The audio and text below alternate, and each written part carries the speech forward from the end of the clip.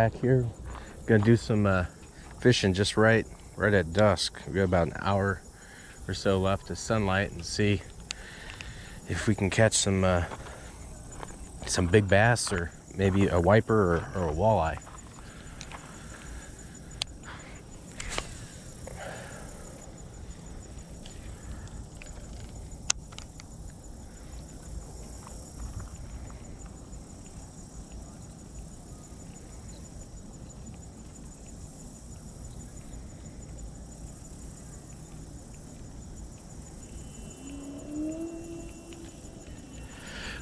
Got him.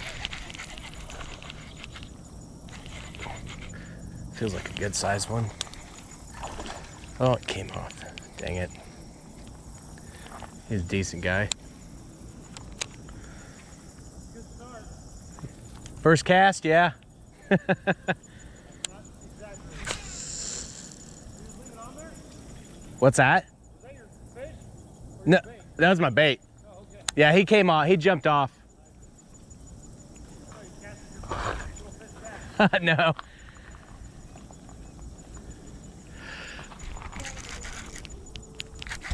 Oh. There we go. This is a good one.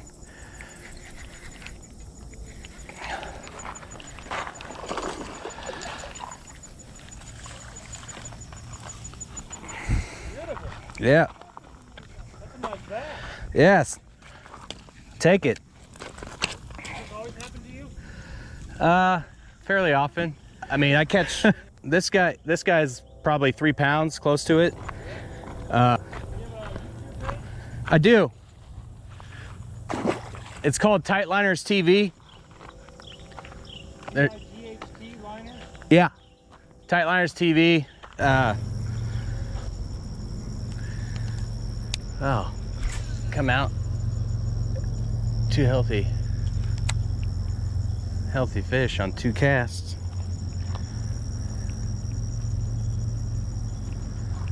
This guy. Oh, there's more in here.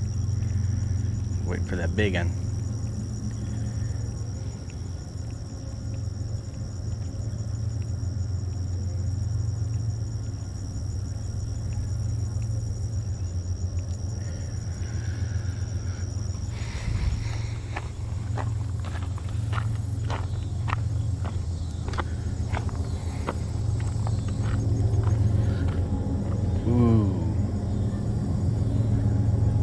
Something big in there.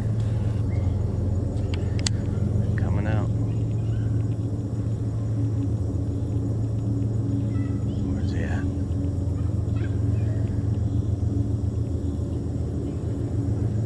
God, what was that?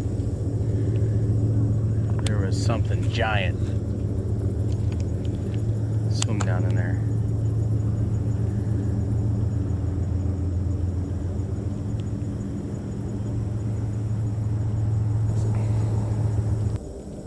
Love this setup. It's just so good.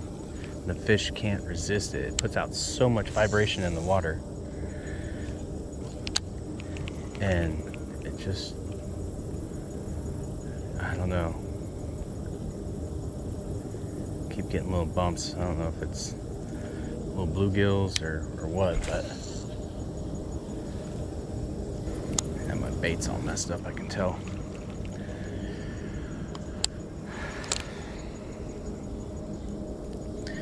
You can tell when it's not where you want it because you don't feel that vibration in the water. You don't feel that vibration, you ain't gonna catch fish. Basically what I'm fishing right now is water that's, you know, 4 to 6 feet deep with a grass bottom. And just basically running this right atop the cross of the grass.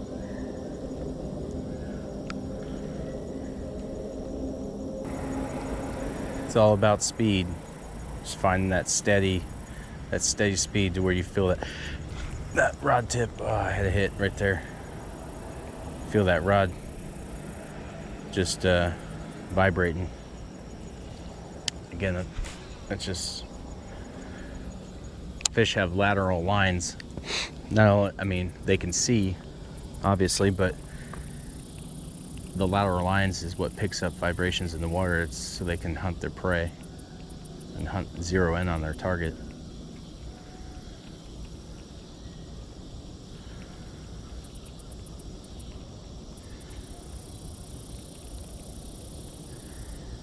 Man, it's kind of crazy that you start out 2 casts, 2 fish.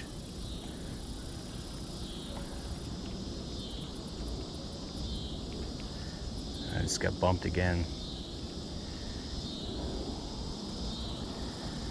I might throw a worm in there in a minute and see.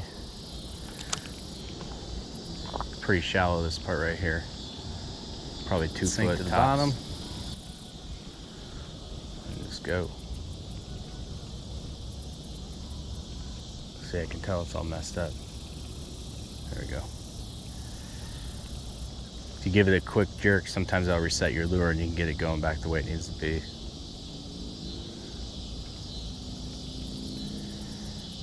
They had a bump again. That's the other thing. Fish will bump it and then it throws it off.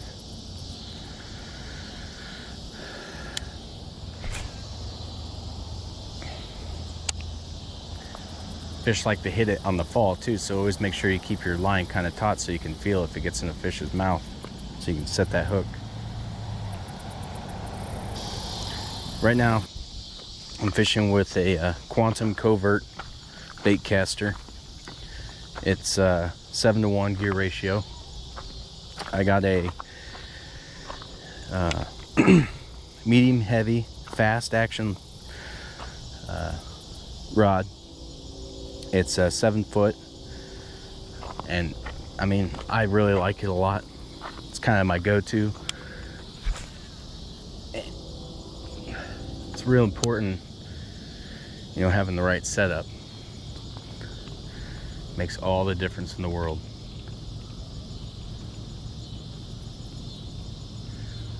And you can go out there and you can spend several $100s on a great setup, or you can go out there and you can spend $50. It really just depends on whatever your budget is.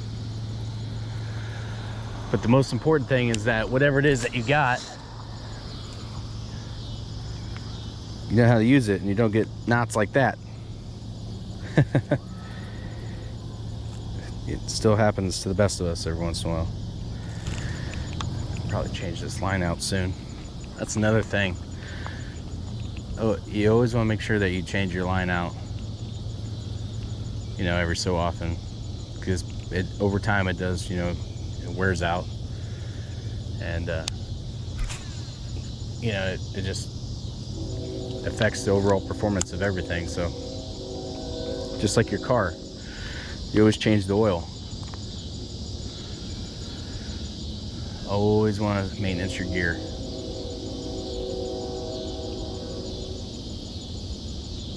Ooh, there's a big old carp right there. I don't know if you saw it or not, but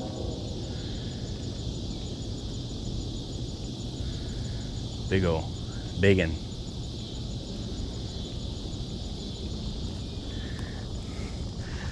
This cove, for whatever reason, I'm assuming it's just because all the grass, but I see a lot of carp in here.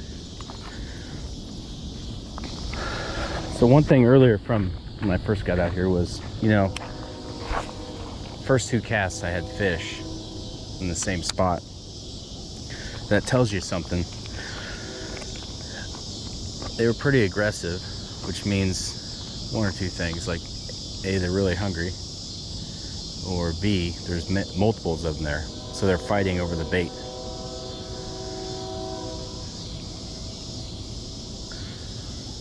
So I threw it back, and what do you know, got another one, a bigger one, actually.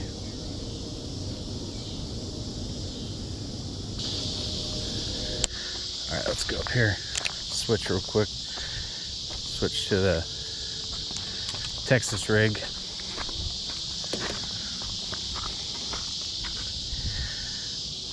Senko.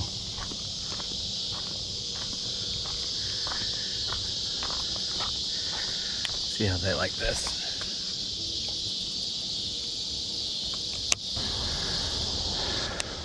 Something swirling around right there. A lot of activity on top of the water. Be darker pretty soon. I think there'd be some. Got him.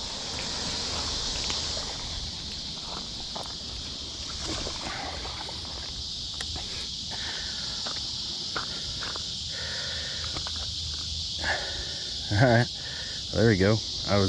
Couldn't imagine. I was, you know, guy, nice little guy, healthy dude, a little fatty for he's about 14 inches, 12 to 14, good little guy. Just inhaled that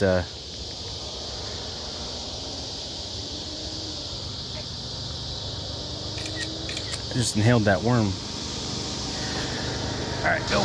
So you always gotta watch your line when you're worm fishing. It's super important. As soon as that bait hits the water, like I said, that's a lot when you get a lot of your strikes when that happens. Just the bait falls down and they just boop, pick it up. Reaction.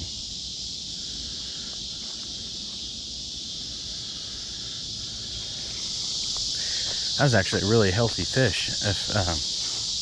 He wasn't huge, but I mean, he was probably pushing a pound. It's a nice little belly on him.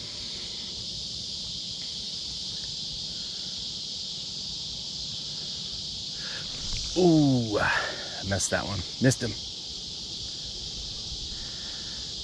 So yeah, there's just too much good cover right here for a fish not to be hanging out in. Gotta be another one in there.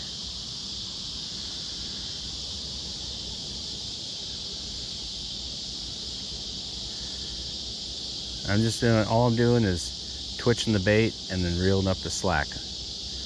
Twitching the bait, reeling up the slack.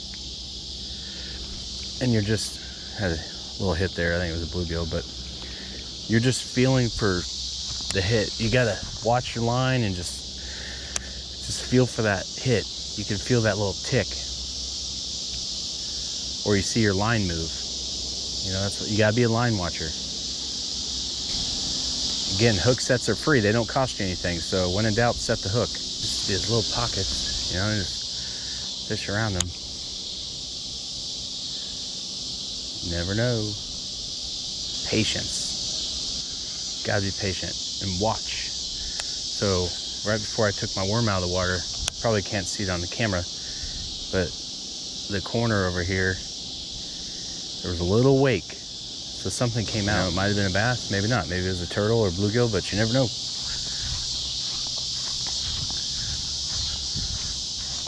Different angles, even though you fish the same spot, come back through it again, but a different angle. You just don't know. Fish could be facing a certain way. It's just, fish are finicky. You know, so one day they like one color, the next day they don't.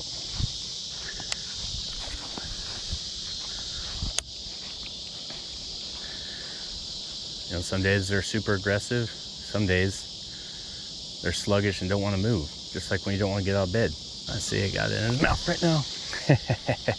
See, you can watch the line. That was probably a bluegill.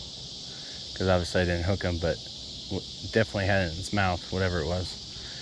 And again, it's a little 5-inch Senko, so it could be anything, just grabbing its tail and starting to run.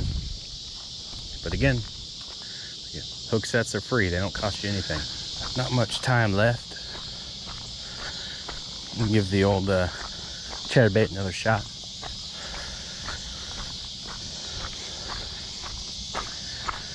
Quick. Just feel like this is that perfect time of the day. I feel like just Perfect cast.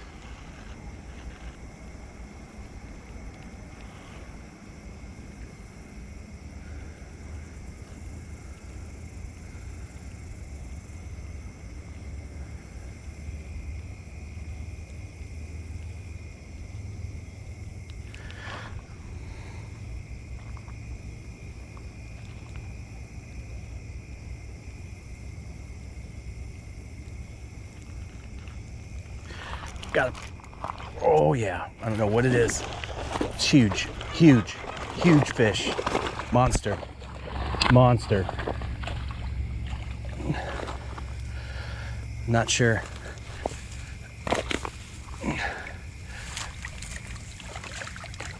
Oh, it's a giant bass.